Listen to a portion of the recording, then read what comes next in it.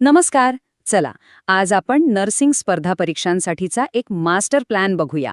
आज आपण अशा काही महत्त्वाच्या क्लिनिकल स्किल्सबद्दल बोलणार आहोत, ज्या परीक्षेत इतरांपेक्षा नक्कीच पुढे ठेवतील. एक गोष्ट लक्षात घ्या, 4 वर्षांची पुस्तकं 4 महिन्यात पाठ करणं शक्यच नाहीये. खरं तर यश हे खूप पुस्तकं वाचून नाही, तर स्मार्ट स्टडी करून मिळतं. म्हणजे काय, तर ज्या क्लिनिकल टॉपिक्सवर हमखास प्रश्न येतात, फक्त त्यांच्यावर फोकस करायचा. आणि म्हणूनच आपण आता एक क्लिनिकल स्किल्स चॅलेंज घेणार आहोत. हे चॅलेंज आपल्याला परीक्षेसाठी सगळ्यात महत्त्वाच्या स्किल्समधून घेऊन जाईल. मग तयार आहात ना? चला तर मग सुरुवात करूया. ठीक आहे, तर आपल्या चॅलेंजचा पहिला भाग आहे जीवनरक्षक मूलभूत तत्व. यात आपण 2 गोष्टींवर फोकस करणार आहोत. एक म्हणजे सेफ्टी आणि दुसरं म्हणजे कोणत्याही इमर्जन्सीमध्ये पटकन आणि योग्य प्रतिसाद कसा द्यायचा. ऐका, एक गोष्ट तर डोक्यात फिट करून ठेवा. बायोमेडिकल वेस्ट मॅनेजमेंट यावर एकतरी प्रश्न असतोच असतो. म्हणजे यावर मास्टरी मिळवली की हक्काचे मार्क खिशात. बरं, आता हे रंग बघूया. पिवळ्या डब्यात काय जातं, तर मानवी अवयव, रक्ताने माखलेलं ड्रेसिंग आणि एक्सपायर झालेली औषधं. आता लाल डबा, यात काय टाकायचं, तर रक्तानं किंवा बॉडी फ्लुइड्सनं खराब झालेल्या प्लास्टिकच्या वस्तू, उदाहरणार्थ कॅथेटर्स आणि आयव्ही ट्यूब्स. आता निळा डबा, हा असतो तुटलेल्या काचेच्या वस्तूंसाठी आणि मेटल इम्प्लांटसाठी. पण सगळ्यात महत्त्वाचा आहे पांढरा कंटेनर. हा पंक्चर प्रूफ असतो आणि फक्त शाफ्टसाठी, म्हणजे सुया, ब्लेड्स ह्यांच्यासाठीच वापरतात. हा फरक लक्षात ठेवणं खूप महत्त्वाचं आहे. बघा, हा चार्ट एकदम परफेक्ट आहे. 4ही रंग आणि त्यात काय टाकायचं हे सगळं एकाच ठिकाणी. परीक्षेच्या आधी रिव्हिजनसाठी एकदम बेस्ट. चला, वेस्ट मॅनेजमेंट झालं. आता वळूया आपल्या दुसऱ्या महत्त्वाच्या स्किलकडे, आणि ते म्हणजे CPR. एक लक्षात ठेवा, परीक्षेमध्ये नेहमी लेटेस्ट गाईडलाईन्सवरच प्रश्न विचारले जातात. त्यामुळे आपली माहिती एकदम अपडेटेड पाहिजे. एक इंटरेस्टिंग गोष्ट सांगू का? प्रत्येक वयोगटासाठी नाडी तपासण्याची जागा वेगळी असते. प्रौढांमध्ये आपण मानेजवळची कॅरोटिड आर्टरी तपासतो, मुलांमध्ये जांघेतली फेमोरल आर्टरी, आणि अगदी लहान बाळांमध्ये तर ती असते दंडावरची ब्रेकियल आर्टरी. हा प्रश्न तर हमखास येतो. आणि आता एक खूप मोठी अपडेट. अमेरिकन हार्ट असोसिएशनच्या 2025च्या नवीन गाईडलाईन्सप्रमाणे लहान बाळाला कंप्रेशन देताना जी 2 बोटांची पद्धत वापरली जायची, ती आता रेकमेंडेड नाही. ही माहिती तुम्हाला इतरांपेक्षा नक्कीच पुढे ठेवेल. ओके, आतापर्यंत आपण ॲक्शनबद्दल बोललो. आता वेळ आहे ॲनालिसिसची. म्हणजे आपण एका डिटेक्टिव्हसारखं काम करणार आहोत.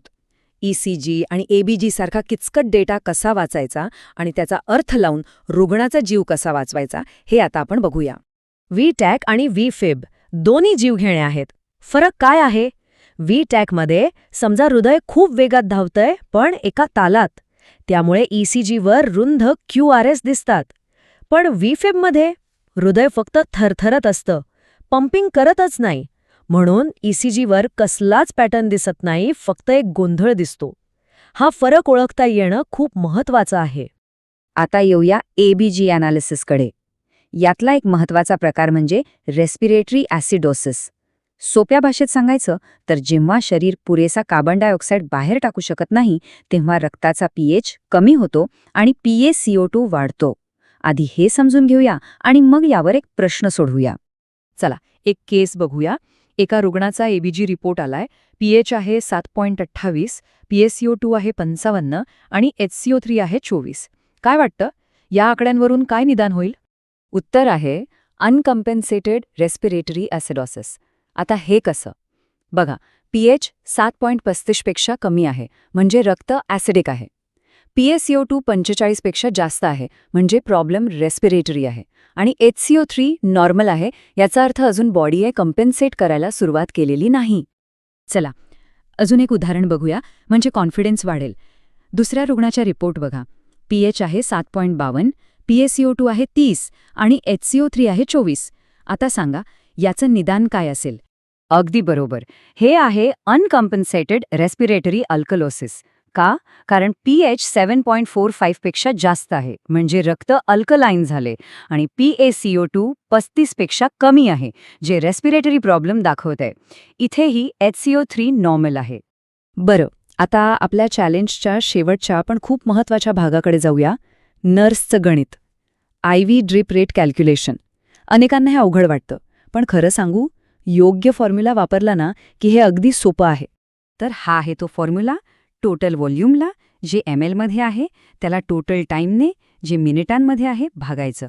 आणि मग जे उत्तर येईल त्याला ड्रॉप फॅक्टरने गुणायचं. झालं, आपल्याला ड्रॉप्स प्रति मिनिट मिळतात. चला एक उदाहरण घेऊया. समजा 500 ml सलाईन 3 तासांत द्यायचं आहे आणि ड्रॉप फॅक्टर आहे 60. स्टेप 1, वेळेला मिनिटांमध्ये कन्वर्ट करा. 3 तास म्हणजे 180 मिनिटं.